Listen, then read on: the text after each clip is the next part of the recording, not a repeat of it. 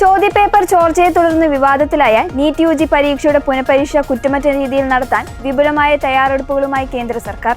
June 21 നടക്കുന്ന പരീക്ഷയുടെ ചോദ്യപേപ്പർ വിതരണത്തിന് ഇന്ത്യൻ വ്യോമസേനയുടെ സഹായം തേടുമെന്ന് കേന്ദ്ര വിദ്യാഭ്യാസ മന്ത്രി ധർമ്മേന്ദ്ര പ്രധാൻ അറിയിച്ചു. നേരത്തെ തപാൽ വകുപ്പ് വഴിയായിരുന്നു ചോദ്യപേപ്പർ വിതരണം ചെയ്തിരുന്നത്. എന്നാൽ സുരക്ഷാ വീഴ്ചകൾ ഒഴിവാക്കുവാനും കാലാവസ്ഥാ വ്യതിയാനങ്ങൾ ബാധിക്കാതെ കൃത്യസമയത്ത് ചോദ്യപേപ്പർ ലക്ഷ്യസ്ഥാനത്ത് എത്തിക്കുവാനുമാണ് ഇത്തവണ വ്യോമസേനയെ രംഗത്തിറക്കുന്നത്. യുദ്ധവിമാനങ്ങളിലോ പ്രത്യേക സൈനിക വിമാനങ്ങളിലോ അതീവ സുരക്ഷിതമായി ചോദ്യപേപ്പർ വിതരണ കേന്ദ്രങ്ങളിൽ എത്തിക്കും. ജൂൺ മാസത്തിലെ മഴയും മറ്റു പ്രകൃതിക്ഷോഭവും കണക്കിലെടുത്ത് വിതരണത്തിൽ കാലതാമസം ഉണ്ടാകാതിരിക്കുവാൻ വ്യോമസേനയുടെ സഹായം ഉപകരിക്കുമെന്ന് മന്ത്രി വ്യക്തമാക്കി.